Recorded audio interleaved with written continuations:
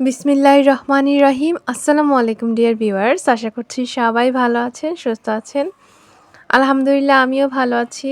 আজকে আপনাদেরকে নিয়ে এসেছি ভোলার উকিলপাড়ায় অবস্থিত নিজাম হাসিনা ফাউন্ডেশন মসজিদে। তো আজকে আপনাদেরকে মসজিদটি ঘুরে ঘুরে দেখাবো। মসজিদটি কিন্তু খুবই সুন্দর। ভিডিওটি শেষ পর্যন্ত দেখতে থাকুন, তাহলেই বুঝতে পারবেন যে মসজিদটি কতটা সুন্দর। এই যে দেখতে পাচ্ছেন, আমি এখন সিঁড়ি দিয়ে উপরে উঠলাম।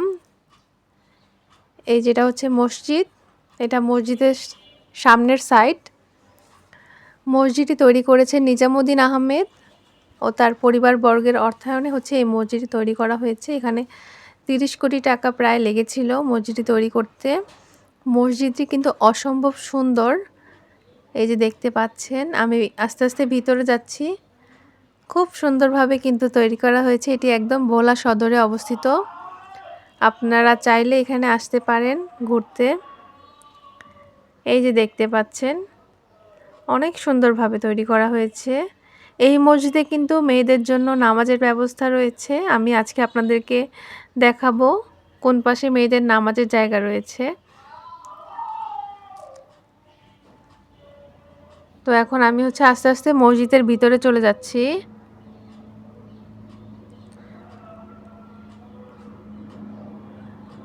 মসজিদে এই টাইমে হয়তো মানুষজন নেই, কারণ এখন হচ্ছে জোহরের নামাজের পরপর আমরা গিয়েছিলাম। আর এখানে সিঁড়ি আছে, এখানে একটি ঝর্ণার মতো করা আছে। আর সিঁড়ি দিয়ে হয়তো উপরের দিকে যাওয়া যায়, আমি আসলে যাইনি ওই দিকটাতে। আমি এখন ভিতরে যাব। এখানে জুতা রাখার জন্য জায়গা আছে। তো এই যে দেখেন, এটা হচ্ছে সামনের দিক, যে মুসল্লিরা নামাজ পড়ে বের হয়েছে। এই যে দেখেন, এটা হচ্ছে সামনের দিক, একদম নিচতলা। তো এই যেটা হচ্ছে মসজিদ, পুরো মসজিদটা অনেক সুন্দর। আপনাদেরকে পুরো দিকটা ভালোভাবে দেখাচ্ছি। এখানে অনেক জায়গা, কিন্তু মসজিদটি তৈরি করেছেন মেঘনা ইন্স্যুরেন্সের মালিক নিজামুদ্দিন আহমেদ। উনার এবং উনার ওয়াইফের নামে হচ্ছে মসজিদটির নামকরণ করা হয়েছে, যে নিজাম হাসিনা ফাউন্ডেশন মসজিদ। আবার অনেকে হয়তো ভাবতে পারেন যে শেখ হাসিনা তৈরি করলো কিনা। না, এটি হচ্ছে ওনার ওয়াইফের নাম দেওয়া। তো এই যে দেখতে পাচ্ছেন মসজিদটা কত সুন্দর। এখান থেকে পুরো দিকটা আপনাদেরকে খুব ভালোভাবে দেখাচ্ছি। আপনারা ভোলা আসলে কিন্তু অবশ্যই এই মসজিদে আসবেন। আর এই যে এখন আমি চলে যাচ্ছি মেয়েদের নামাজের সাইডে। আপনার ওখান থেকে হাতের হচ্ছে ডান দিকে হচ্ছে মেয়েদের নামাজের সাইড, একটা গলির মতন আছে, সেখান দিয়ে হাঁটতে হাঁটতে আপনারা চলে যাবেন। এখান দিয়ে হচ্ছে জানালার মতন দেওয়া, এটা হচ্ছে বাহিরের পাশ। তো এখান দিয়ে আমি আস্তে আস্তে হাঁটতেছিলাম আর দেখতেছিলাম যে এখানেও নামাজের জন্য জুতা রাখার জন্য হচ্ছে জায়গা আছে। আর এখান দিয়ে যে পর্দা দেওয়া আছে, এই দিকটা হচ্ছে মেয়েদের নামাজের ঘর। এই যে দেখেন, আমি চলে আসছি, এটা হচ্ছে মেয়েদের নামাজের জায়গা। এই যে দেখেন, আপনাদেরকে দেখাচ্ছি মেয়েদের নামাজের জায়গাটা মোটামুটি ভালোই একটা জায়গা দেওয়া হয়েছে, ছেলেদের থেকে একটু কম, কারণ মেয়েরা তো ওভাবে অত বেশি আসে না, কিন্তু তাও অনেক জায়গায় দিয়েছে। আপনাদেরকে দেখাচ্ছি খুব ভালোভাবে। আপনারা এখানে আসলে অবশ্যই এই মসজিদে নামাজ পড়বেন। এই যে দেখেন, এটা হচ্ছে মেয়েদের নামাজের ঘর। কাকু জিজ্ঞাসা করলে অবশ্য আপনাদেরকে দেখিয়ে দিবে। এই যে দেখেন, এই পাশটা অনেক সুন্দরভাবে হচ্ছে এই জায়গাটা করা হয়েছে। এটা ভোলা সদরে উকিলপাড়ায় কিন্তু এই মসজিদটি অবস্থিত। নিজাম হাসিনা ফাউন্ডেশন মসজিদ,